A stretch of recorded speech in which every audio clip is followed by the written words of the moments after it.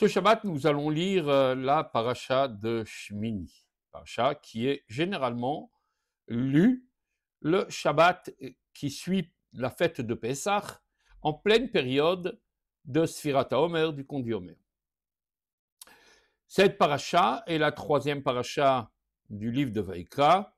Nous avons lu Vaïkra, Tzav, et maintenant nous lisons Shmini.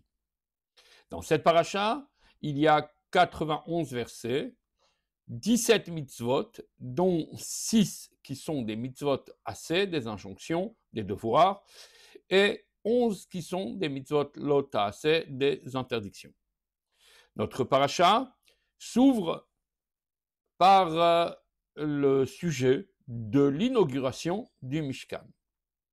Rappelez-vous, à la fin de Parashat Tzav, Moshe Rabbeinu prend Aaron et ses enfants pour les initier, ce qu'on appelle les Shivat Yemei Miluim, pour les initier pendant 7 jours au travail, au service sacerdotal, celui qu'ils rempliront chaque jour dans le temple.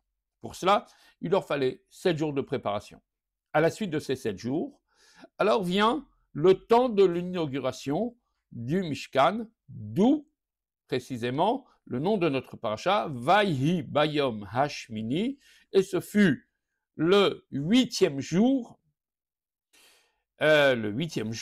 c'est-à-dire ce jour qui suivait les 7 jours d'initiation des Kohanim.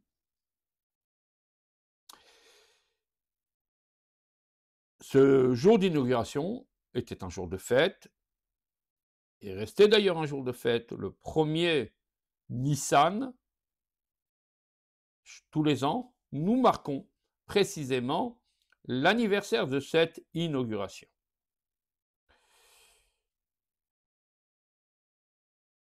Cette fête-là fut, si on peut dire, un petit peu gâchée par la disparition de 2 enfants de Aaron, Nadav et Avihu,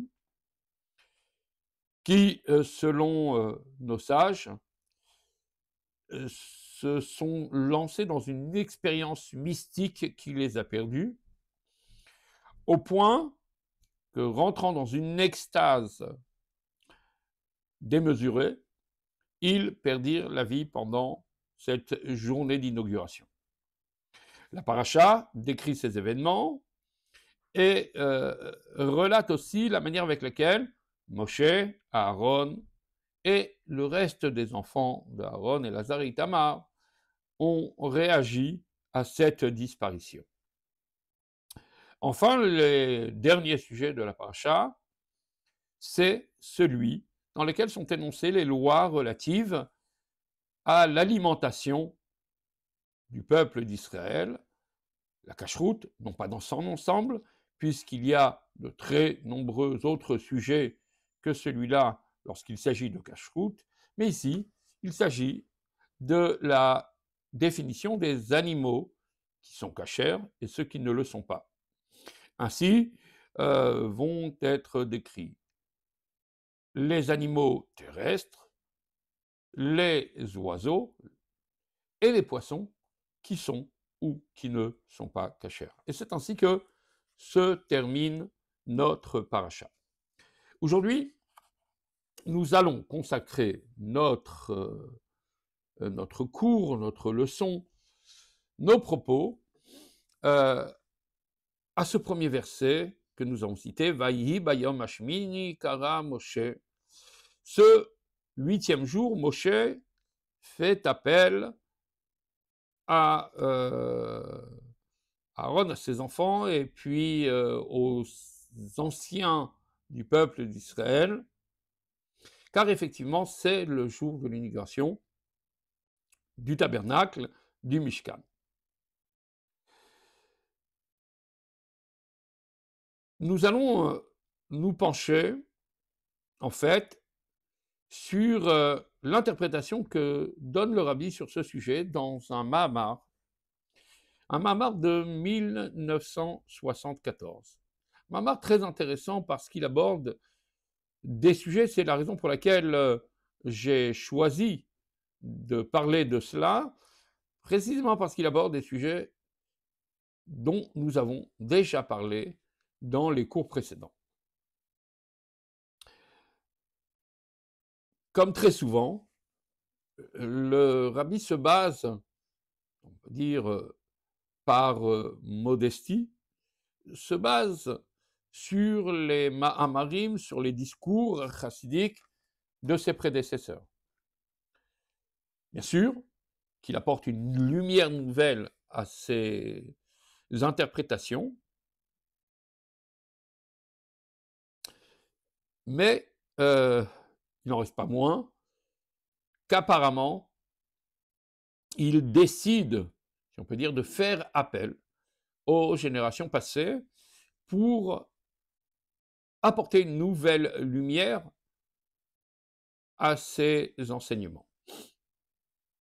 Ainsi, ce Mahamar de 1974 est basé et s'inspire d'un Mahamar de son beau-père, Rabbi Yosef Yitzhak, un Mahamar qui a été dit en 1944, donc 30 ans avant 1974, et qui commence par le même titre, Vayi Bayom Hashmini, avec les mêmes questions et les mêmes préoccupations.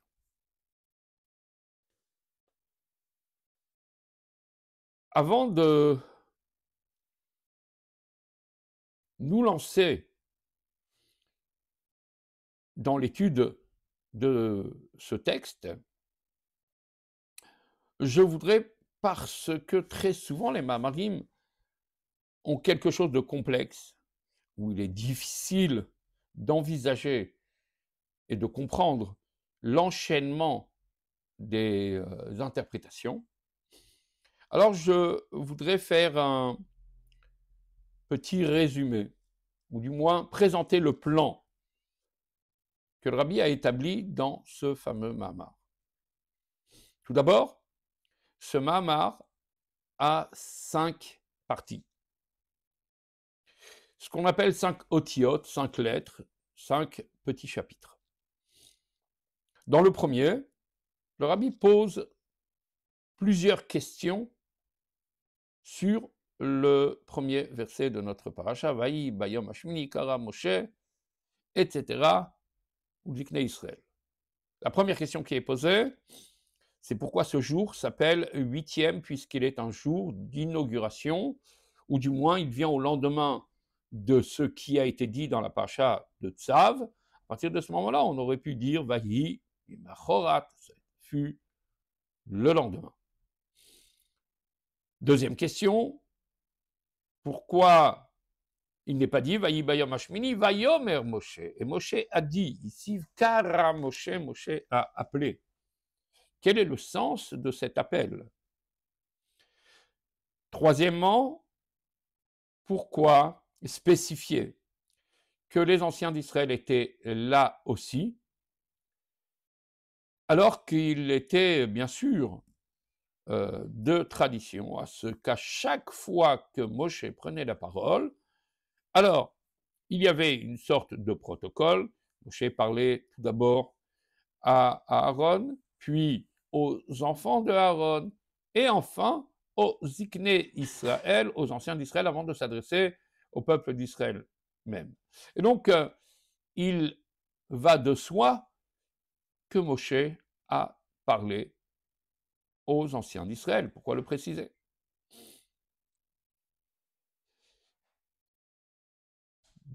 Deuxième chapitre, le Rabbi apporte l'explication de manière succincte, en se basant et en s'inspirant d'un autre enseignement que l'on connaît, dont nous avons souvent parlé, qui est fameux, puisqu'il est d'ailleurs l'ouverture de l'enseignement que le Rabbi nous a donné par le Mahamar Bati Legani, inspiré du verset des Cantiques, et dans lesquels le Rabbi explique, donc dans ce chapitre-là, dans ce deuxième chapitre, pour résoudre nos questions, le Rabbi va expliquer qu'en fait, la sortie d'Égypte, le don de la Torah, viennent s'inscrire dans le but de la création, qui est celui de ramener Dieu sur terre.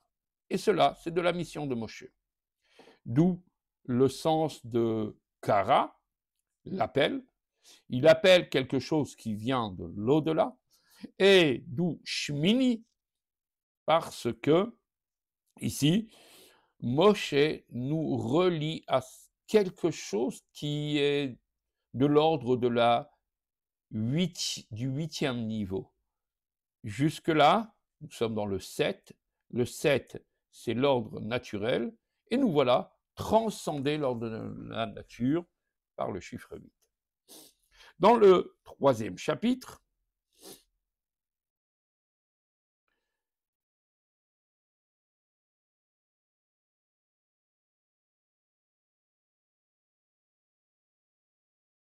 le Rabbi vient expliquer quelque chose de très intéressant.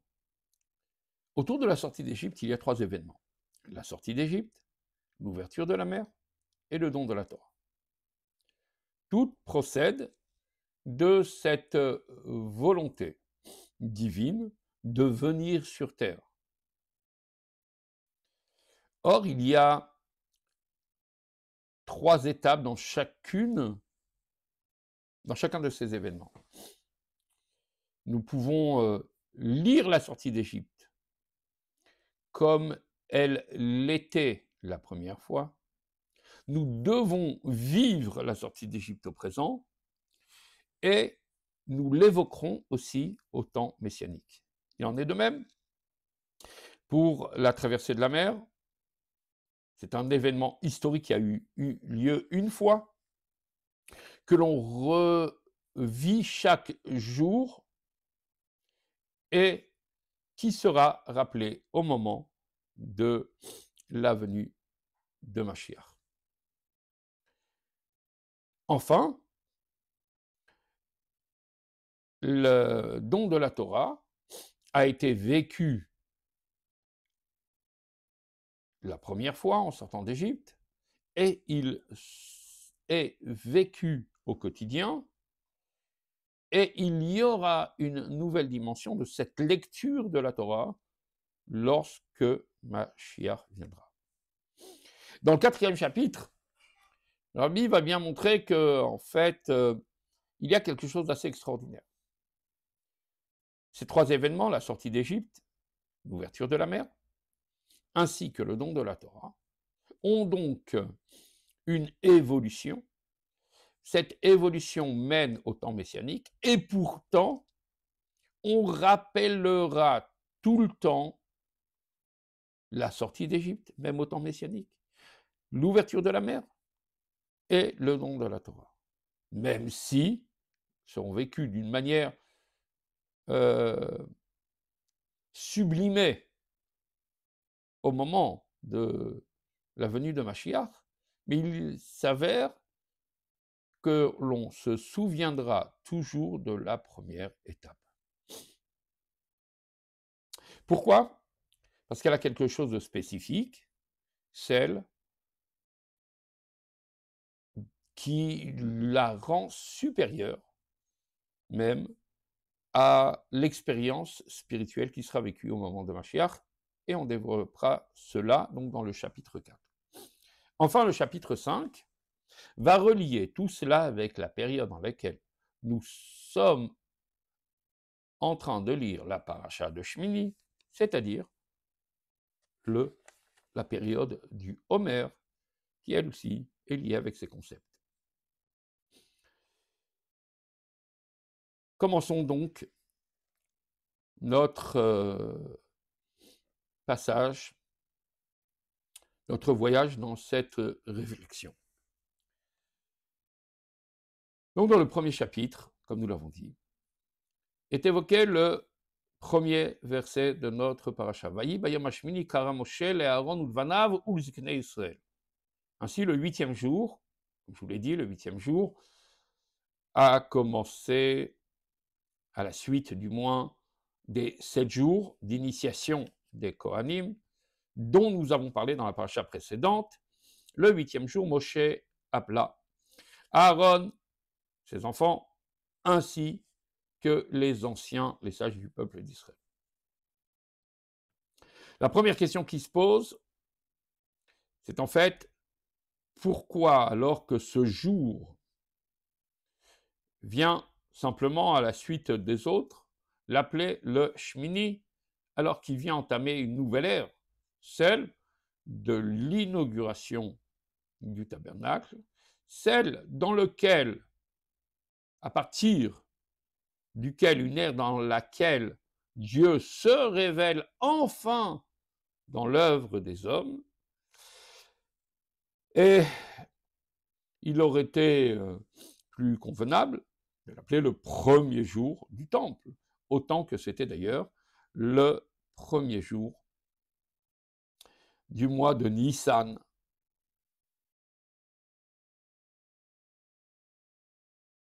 On aurait pu simplement commencer la paracha en disant qu'après les 7 jours, vailli d'initiation, vailli mimachorat, alors ce fut le lendemain. Pourtant, on précise bien que c'était le 8e. Le 8e doit avoir certainement donc une symbolique, quelque chose qui vient pointer sur l'essence même de cette journée. D'autant plus que nos sages nous disent que ce 8e jour, c'était le premier Nissan. Premier Nissan qui a cela de particulier parce qu'il a hérité ce premier Nissan, qui allait entamer la 2e année du peuple d'Israël dans le désert. Ce premier Nissan a reçu, nous disent nos sages, 10 couronnes. Ce premier Nissan est totalement particulier. Et dans le Midrash, on évoquait effectivement 10 points pour lesquels ce jour du premier Nissan est différent de tous les autres jours de notre calendrier.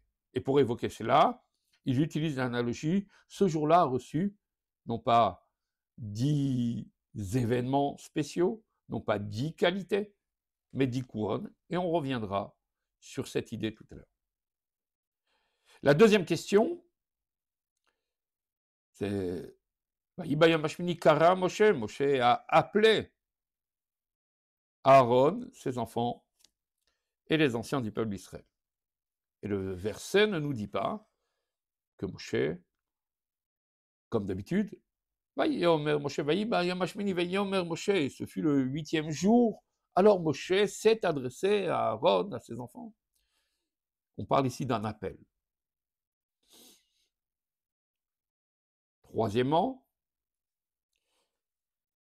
Troisième question, il est dit, il appela Aaron, ses enfants et les anciens du peuple d'Israël, alors qu'il était convenu de toute manière à ce qu'en toute situation, les anciens du peuple d'Israël faisaient partie de ce protocole sans que l'on ait besoin à chaque fois de nous dire qu'il était dans ce processus de la transmission de la Torah et de le dire de manière explicite tel que c'est dit ici dans notre paracha. Alors, par la suite, dans le chapitre 2.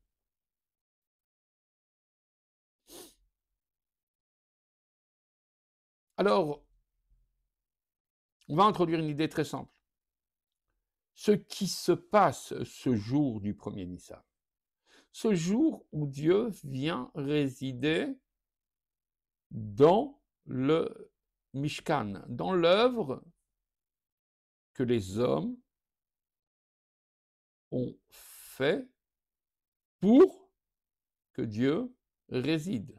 Dans cette œuvre, qui est tout simplement, qui vient souligner l'obéissance du peuple d'Israël sur de nombreux commandements quant à l'édification de ce sanctuaire, tel que cela est développé à la fin du livre de l'Exode. Alors, il ne s'agit pas seulement d'une inauguration, d'une jolie fête, d'une célébration. Il s'agit en fait ici d'un moment où se réalise un désir primaire ou primordial du divin, tel qu'il est dit dans Shir Hashirim, Bati legani achoti kala. Je suis venu dans mon jardin. Et le Midrash souligne qu'il est dit ici, Gani dans un sens de Gnouni, dans ma résidence. Je suis descendu dans ma résidence, celle qui était ma résidence initiale. Car la vocation de toute la création est d'accueillir le divin, d'accueillir Dieu ici-bas. Malheureusement, l'homme, par ses actes, a chassé Dieu petit à petit des sphères qui nous séparent des cieux. Alors que dans le désir divin, Dieu voulait avoir une résidence ici-bas, résider parmi sa création. Il fut repoussé par les actes des hommes, jusqu'à ce que soient apparus 7 tzadikim, Abraham, Yitzhak, Yaakov, etc., jusqu'à Moshe. Moshe qui est le 7e de cette lignée, qui va finir le processus. Chacun de ces guides du peuple d'Israël, Abraham, Yitzhak, Yaakov, et ce jusqu'à Moshe, ont rapproché la divinité, ont ramené, si on peut dire, la divinité au bercail. Si les hommes ont réussi à chasser Dieu jusqu'au 7e ciel, Abraham l'a fait descendre dans le ciel jusqu'au 6e, Yitzhak du 6e au 5e, etc., jusqu'à ce que Moshe, le 7e, l'homme le plus chéri de tous les prophètes, vienne avec sa génération édifier le Mishkan et faire descendre Dieu ici sur terre à nouveau. Mais ce processus a commencé en fait par la sortie d'Égypte, par l'ouverture de la mer et bien sûr par le don de la Torah. Nous avons parlé de ces événements qui ne sont pas seulement des événements fondateurs d'une nation, mais qui sont en fait, qui font partie d'un protocole de la révélation de Dieu sur terre. Ainsi, lorsque Dieu vient donner la Torah, il rétablit le lien entre les cieux et la terre. Il annule la xéra, le décret qui faisait à ce que le terrestre était déconnecté du céleste. La xéra, ce schisme, va être complètement annulé, aboli, parce que Dieu décide de descendre sur terre et de rejoindre les dimensions dans lesquelles l'homme viendra le servir. Et cela est possible, et cela est fait grâce à un homme comme Moshe Rabbeinu. C'est Moshe qui donne la Torah. C'est Moshe qui accompagne le peuple d'Israël au moment d'édification du Mishkan. Et en quoi Moshe a ce pouvoir de relier le haut et le bas? Simplement parce que si chacun de nous avons en effet une âme divine qui nous habite, cette âme ne s'incarne pas de la même manière dans notre corps que lorsqu'elle était tout simplement sous le trône céleste. Notre âme, en descendant, en s'incarnant dans notre corps, subit les contraintes et les aléas, si on peut dire, que lui impose la matière, la matérialité. Or, Moshe, comme son nom l'indique, il est tiré des eaux, c'est-à-dire il vient de la source, il vient de l'origine, mais nous tous venons de l'origine. La seule différence, c'est qu'en fait, Moshe est en bas comme il est à l'origine. Moshe, en fait, brave toutes les différences entre ce que l'on peut appeler le haut, les dimensions qui nous dépassent, et le bas, les dimensions dans lesquelles nous vivons. Nous avons une différence entre le haut et le bas. Nous faisons un schisme entre le haut et le bas. Pour Moshe, ces différences n'existent pas. Il est de l'ordre de la transcendance qui englobe à la fois les valeurs, les qualités de ce qui est en haut et de celles qui sont représentées ici-bas.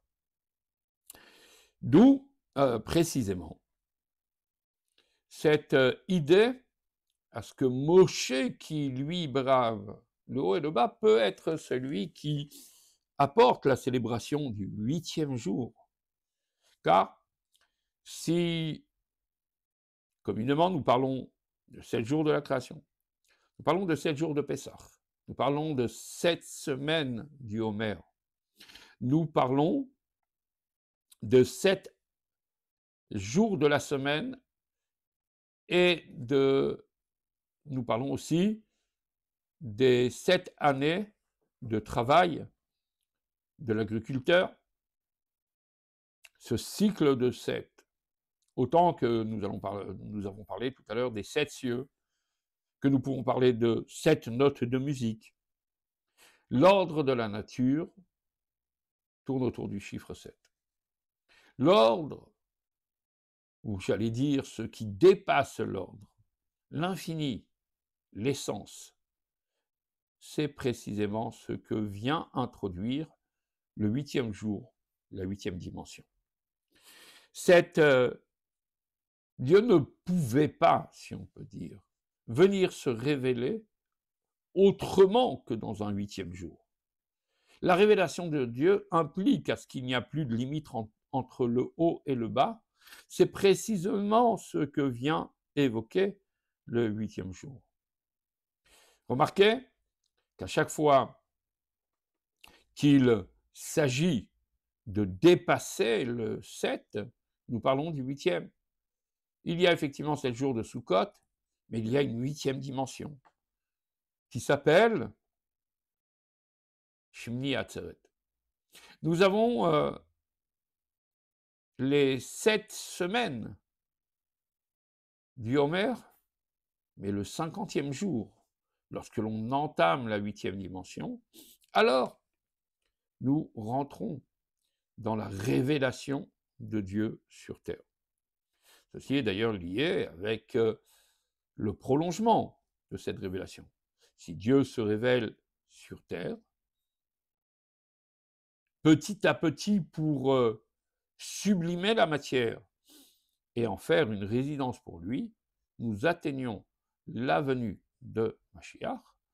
Et là, nos sages ont cette force de dire que cette pertinence de remarquer qu'en fait, si de nos temps, dans le temple, il y avait bien sûr une mélodie qui accompagnait le travail des Kohanim, cette mélodie jouée par les Lévim, mais avec un kinor, un luth de 7 cordes. Lorsque Mashiach viendra, alors il y aura une dimension nouvelle dans cette mélodie, la 8e note. Une 8e note sera ajoutée jusqu'à même atteindre un certain niveau, un niveau où la transcendance est complète. Et il y aura 10 notes, 10 notes possibles dans une harmonie. D'où, effectivement, ce 8e jour, qui étant de l'ordre de la transcendance, nous permet d'atteindre les 10 couronnes, c'est-à-dire en fait 10, c'est le chiffre de la perfection, puisqu'après, il ne s'agit que de répéter 10 plus 1, 10 plus 2. Et donc, en atteignant la 8e dimension, le 8e jour, on caresse, si on peut dire,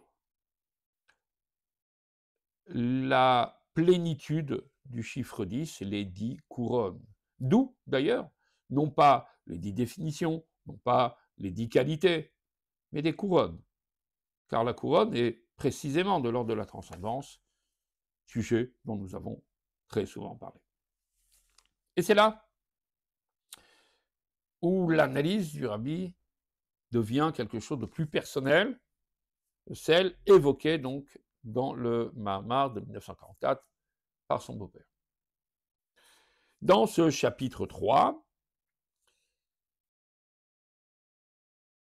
le rabbi va évoquer un sujet extrêmement intéressant et qui va expliquer en fait encore et pourquoi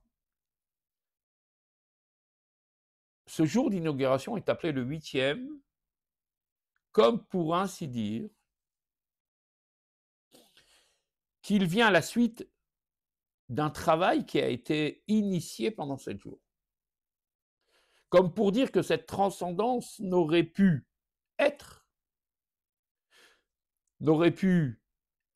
possible même que parce que précisément il y a eu une initiation des Kohanim pendant 7 jours qui l'ont précédé. D'où le mot Shmini. Certes, Shmini fait écho à la transcendance, à cette révélation absolue du divin, mais cette révélation n'est possible que parce que les 7 jours qui ont précédé, il y a eu l'effort de l'homme.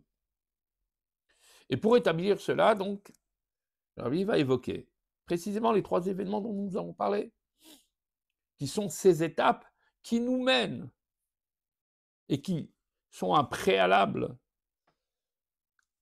à l'inauguration du Mishkan. Et ces 3 étapes qui ont précédé et qui ont mené à l'inauguration du Mishkan sont 1. La sortie d'Égypte, 2. L'ouverture de la mer, 3. Le don de la Torah. Or, regardez bien, chacun de ces événements, sortie d'Égypte, ouverture de la mer, don de la Torah, se vit de 3 manières. D'abord, c'est un événement historique, il a eu lieu une fois, et nous évoquons et nous commémorons chacun de ces événements. Je commémore le soir de Pessah la sortie d'Égypte. Et puis il y a la manière de vivre chaque année.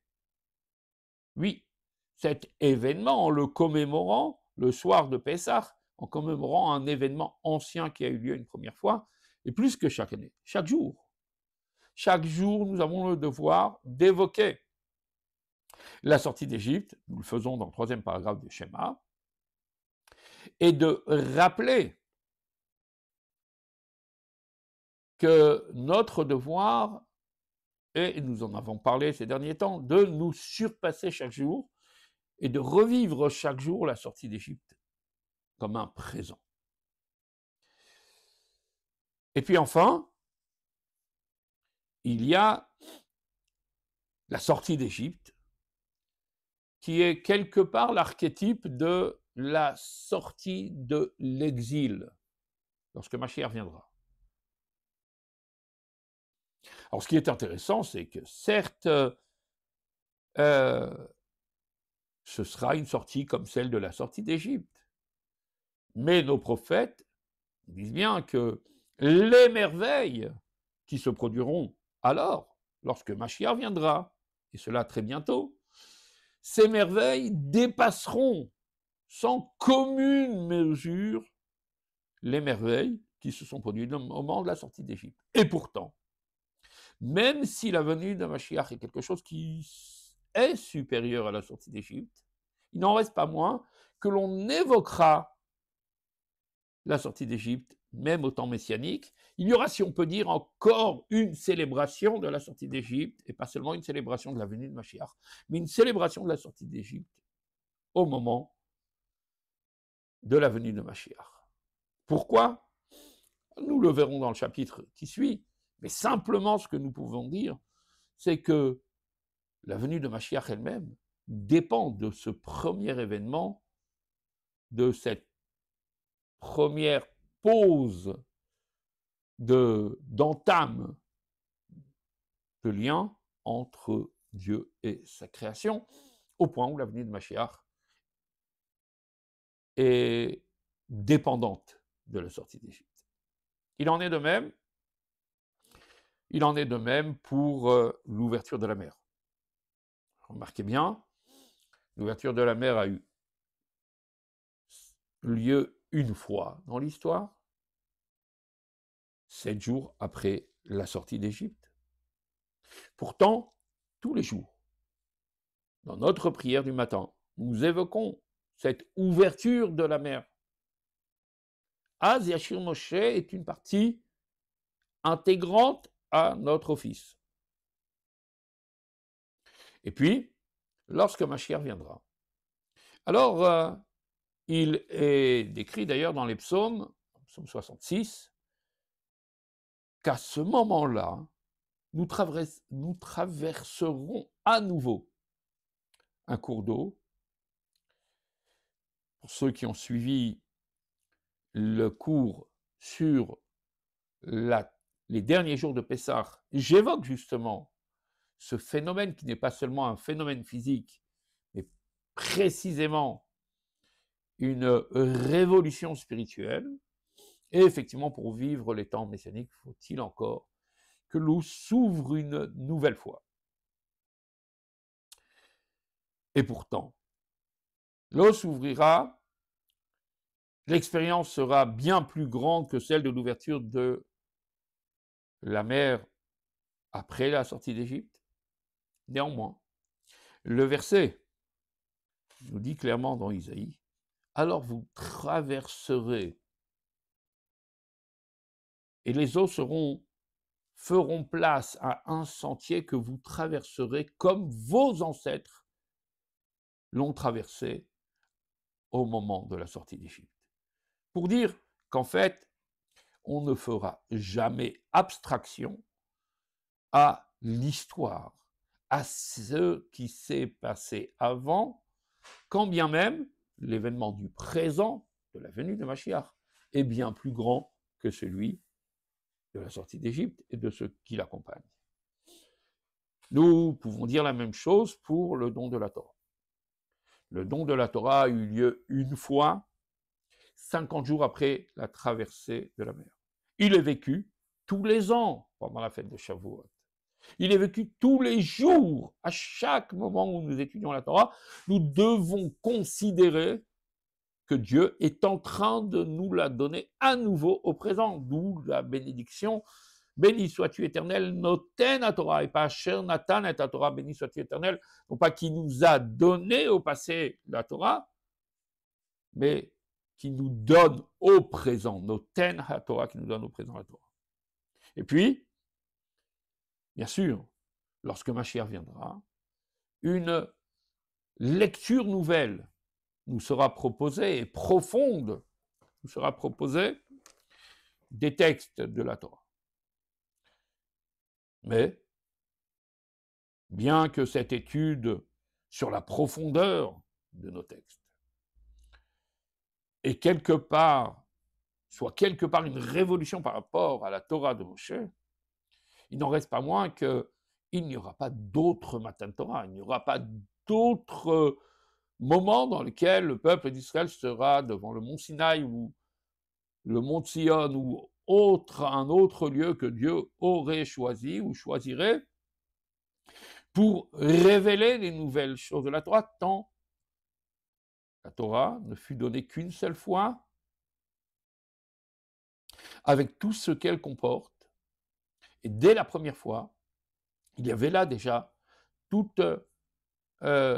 l'essence de ce qui se révélera au temps messianique. Encore une fois, donc, temps messianique, une phase qui ne saurait se dissocier de la première phase de l'antécédent. Alors, pour quelle raison est-il tant important de rappeler l'étape précédente, tant pour la sortie d'Égypte, tant pour l'ouverture de la mer, tant pour le don de la Torah. Là, le Rabbi, dans le chapitre qui suit, Dans le chapitre 4, le Rabbi nous explique tout simplement qu'en fait, il existe, l'explication du Rabbi va se baser en fait sur un principe évoqué très souvent dans la pensée juive, s'inspire du Zohar. Il y a deux manières d'appréhender la matière.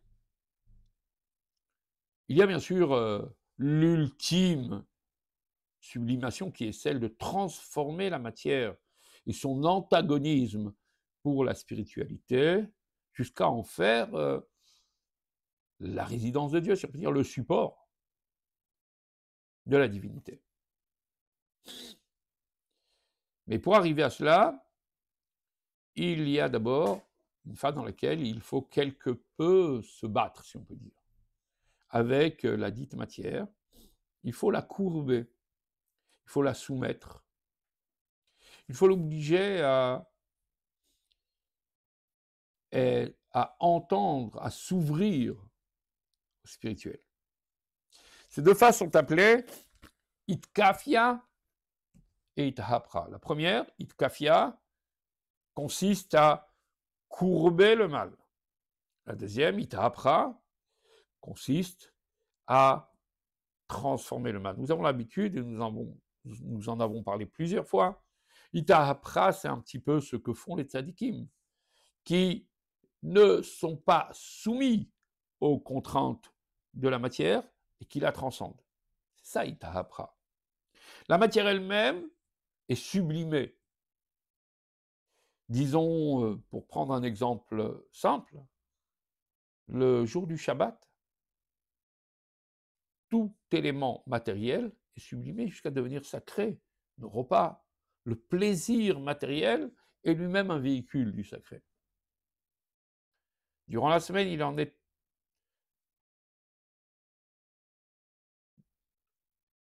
différemment, simplement parce que nous sommes confrontés à un monde, c'est-à-dire un monde de requins, un monde dans lequel il faut trouver sa place, ne pas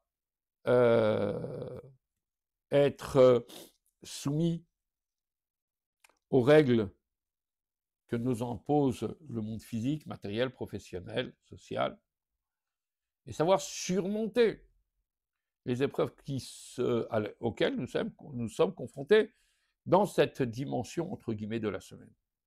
Ainsi, la semaine, on peut dire, c'est une semaine dans laquelle on devra entreprendre un travail de hitkafia, courber l'antagonisme, courber le mal, sans le transformer, certes, mais il y a ici un effort de le courber.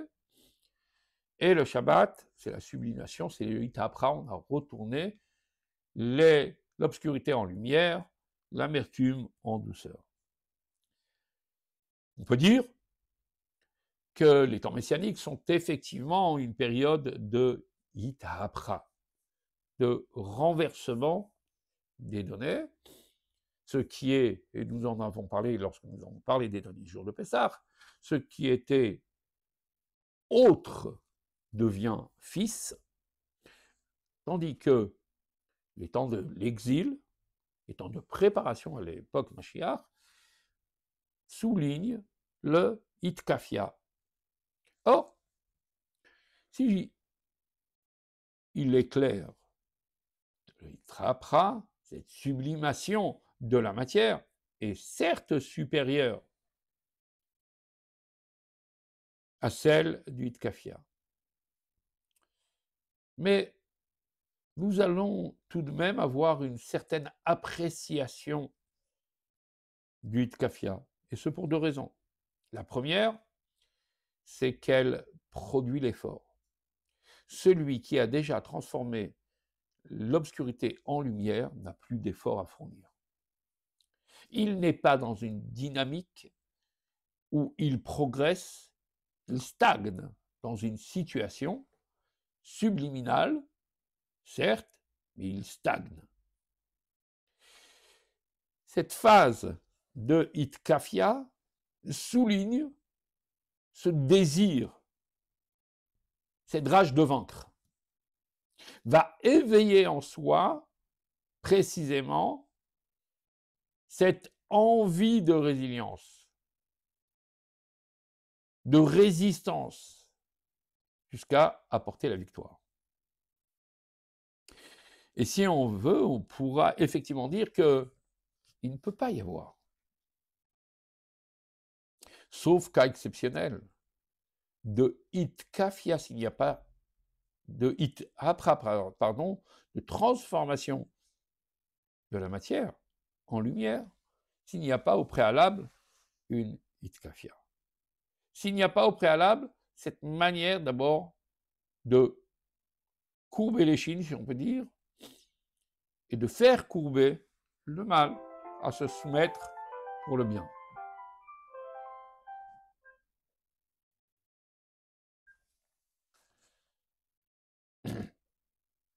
Ainsi, dans les 3 événements que nous avons cités précédemment, la sortie d'Égypte, l'ouverture de la mer et le don de la Torah. Alors, ce qui se produit à ce moment-là, ce n'est pas un renversement de situation, ce n'est pas une révolution, c'est une petite évolution qui se fera petit à petit. Les choses n'ont pas changé d'un seul coup et nous n'avons pas été transformés et transportés directement dans l'ère messianique. Le voyage et les étapes sont encore longues depuis la sortie d'Égypte jusqu'au temps messianique. Parce que la sortie d'Égypte nous rend libres, quelque part en potentiel, mais le mal qui nous habite, l'animal qui est en nous, reste encore avec tous ses antagonismes. Et c'est la raison pour laquelle, de peur d'être tenté de vouloir rester encore en Égypte, Dieu nous fait partir d'Égypte en vitesse. Tant le mal qui est en nous est encore présent. Et à partir de là, nous allons commencer un processus de raffinement de notre personne pour atteindre enfin l'absolu, le sublime des temps messianiques, de cette libération non pas d'Égypte, mais de cette libération totale et complète par la venue de Mashiach. Mais celle-ci a-t-elle un sens lorsqu'elle perd cette dynamique, cette envie de sortir de son état pour progresser tel que le produit la sortie d'Égypte? Il en est de même pour l'ouverture de la mer. Certes, il s'est passé des choses extraordinaires, au point où on nous dit qu'une simple servante a pu voir ce que les plus grands des prophètes n'ont pu appréhender. Néanmoins, remarquez bien, la plus simple des servantes, en fait, au lendemain de la traversée de la mer, elle était restée servante. Seules quelques exceptions sont restés prophètes. Moshe, Aaron, les enfants de Aaron, quelques autres. Mais le commun des mortels est resté ce qu'il était. Et la servante est restée servante. Parce que la vocation et le destin de l'homme ne s'inscrit pas uniquement dans le hitapra, dans la transformation radicale du ténèbre en lumière, mais d'une manière graduelle de hitkafia, d'abord courber. Courber ce que je suis et apprivoiser, si on peut dire, ce que je suis.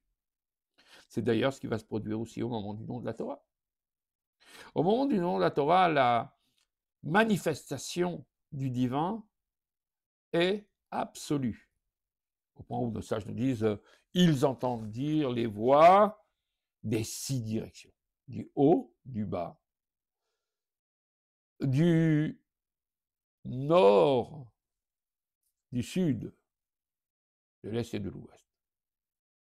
Pour nous dire qu'en fait, il n'existait pas de lieu, d'instant, d'espace dans lequel la divinité ne transpirait pas de cet espace même. Mais cette révélation était celle d'un instant. Et cette révélation était certes absolue, mais elle n'a pas changé la montagne du Sinaï. La montagne n'est pas devenue sacrée à ce moment-là. Le monde d'où jaillissait la voix « Je suis l'Éternel, ton Dieu », ce monde-là ne s'est pas transformé en un claquement de doigts. Et depuis, nous sommes dans ce processus où nous réparons le monde, où nous améliorons le monde, où nous le préparons à l'ère messianique, à l'ère du sublime, et qui ne peut se produire que précisément parce qu'il y a cette dynamique et cette volonté du changement.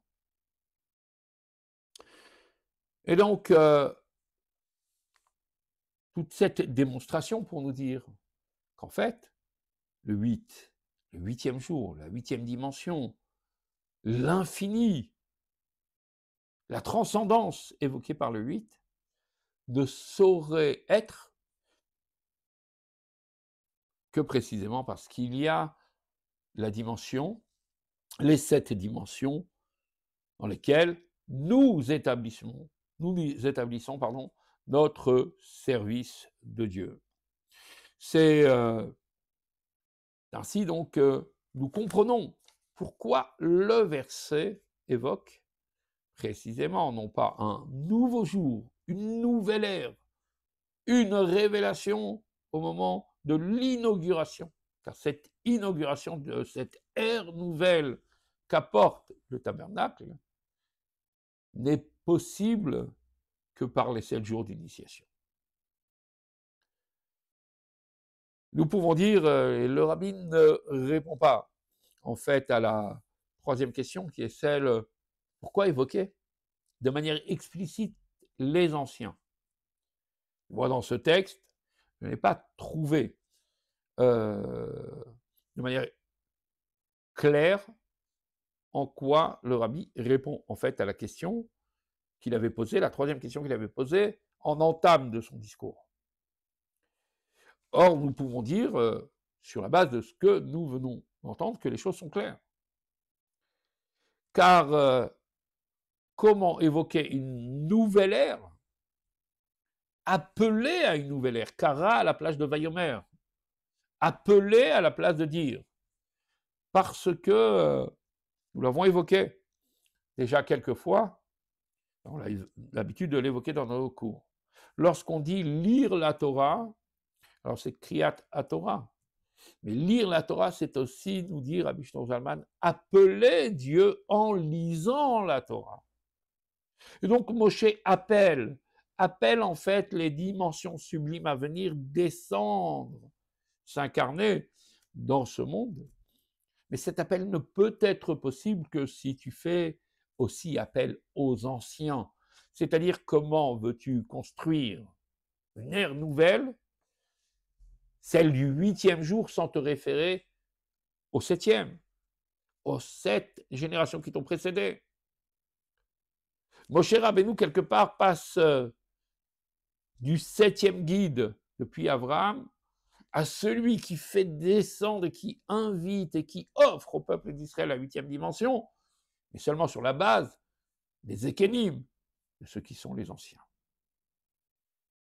Enfin, dans le 5e chapitre qui conclut ce Mamar, le rabbi relie cela avec la période du Homer.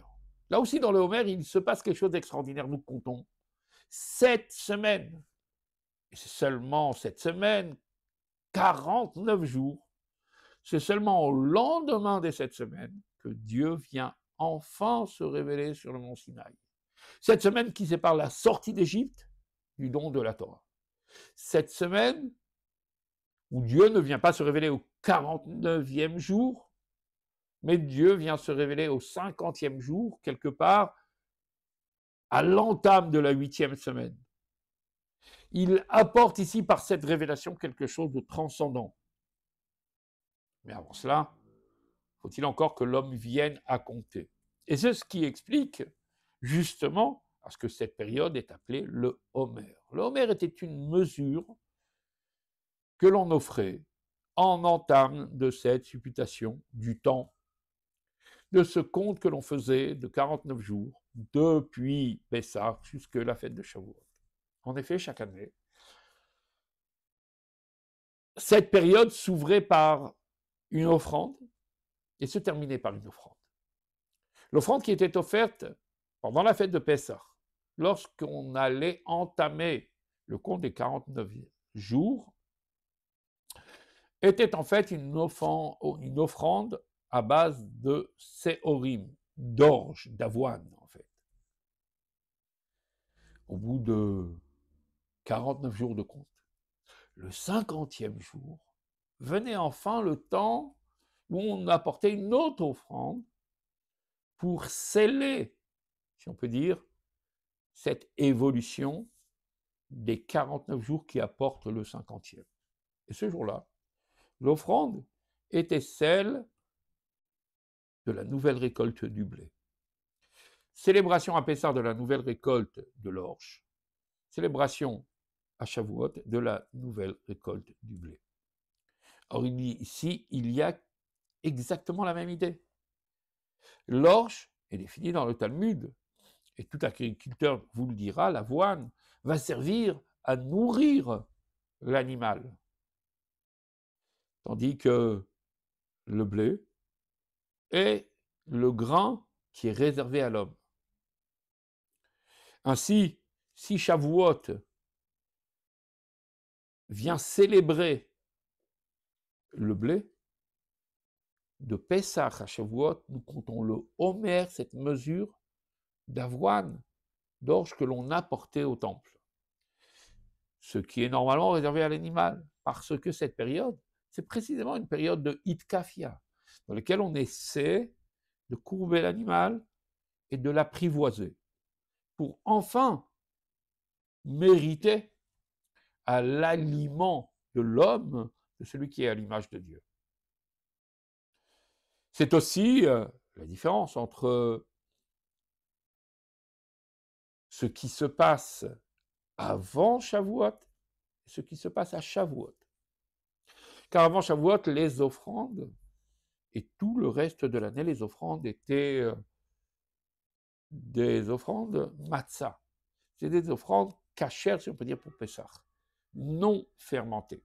Le seul jour dans l'année auquel on offrait effectivement une offrande à base d'un blé, mais sous forme de chalot, non pas de matzot.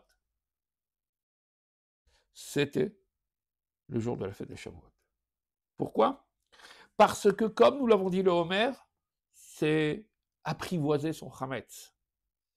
C'est rejeter le chametz. Itkafia, nous avons besoin de la matzah.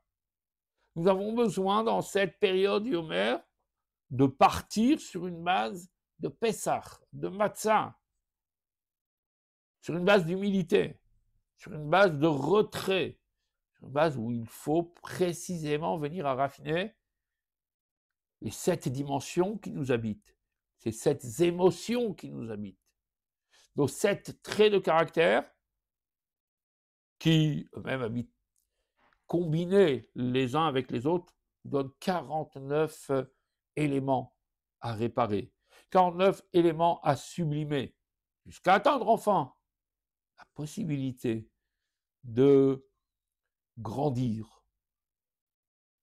jusqu'à devenir un pain comestible, parce que après avoir dominé la matière pendant cette semaine, jusqu'après avoir courbé la matière et l'avoir apprivoisée, le chametz ne nous fait plus peur. C'est toute l'histoire du peuple d'Israël. Le peuple d'Israël en exil vient ici sublimer petit à petit sa confrontation à l'antagonisme, à la matière, à ce qui s'oppose à sa mission. Mais à force de courber le mal, on arrive à le transformer. Et on arrive donc à la dimension messianique. Mais cette dimension messianique, lorsqu'elle aura lieu, ne doit pas oublier, ternir, ignorer qu'elle n'est possible que lorsqu'il y a cette dynamique du Hitkafia. Il en est de même pour ce que l'on attend lorsque le Mashiach viendra. Lorsque Mashiach viendra, alors se révéleront les plus grandes des dimensions de l'étude de la Torah, au point où cela est décrit dans Shirachirim, dans le Cantique des Cantiques, Yishakeini mineshikot piyu. Il y a la parole dans l'échange entre deux êtres. Mais il y a le moment où l'échange se fait par le baiser, le bouche à bouche, l'échange au-delà de la parole, du souffle de l'un vers l'autre. C'est la force de l'enseignement de Mashiach, mais qui ne peut avoir lieu précisément si le peuple d'Israël, en temps d'exil, ne se détache pas de cette étude, comme cela est illustré dans ce fameux chant que nous disons tous les vendredis soirs, à la veille, si on peut dire vendredi soir, à la veille des temps messianiques, du Shabbat universel. Le vendredi soir, nous lisons le chapitre 31 des Proverbes de Salomon, dans lequel il fait l'éloge de la femme vertueuse. Certes, il parle, oui, pour certains de sa mère, pour certains de sa femme, mais il n'en reste pas moins qu'en fait, comme il l'a si bien fait dans Shirachirim, il évoque la femme de Dieu, le peuple d'Israël. Et dans un des versets de Eshet Chayil, alors il est dit que la nuit, pour elle, lo yirbe balayla nera, sa lumière, sa bougie, ne s'éteindra jamais la nuit. Notre bougie, c'est celle de la lumière de la Torah. La nuit, c'est celle de l'exil. Cette femme reste éveillée la nuit, c'est-à-dire qu'en fait, elle reste liée à l'étude. La nuit, c'est le moment où les choses ne sont pas claires, l'exil. C'est un temps où l'étude n'est pas facile, c'est un temps pour lequel le sujet n'est pas clair, ce qui va donner d'ailleurs le Talmud avec tous ces débats, toutes ces questions. Certes, dans la profondeur de la Torah révélée par le Mashiach, il ne s'agira pas de questions tant les choses seront claires et manifestes. Mais ce n'est que le fruit d'une longue période dans laquelle le peuple d'Israël, malgré la nuit, malgré le fait que les idées sont floues, alors reste attaché à la lumière de la Torah pour décanter, si on peut dire, débroussailler, trouver et trier le bien du mal, la lumière de l'obscurité, et à partir de cela, justement, atteindre la dimension du 8e jour.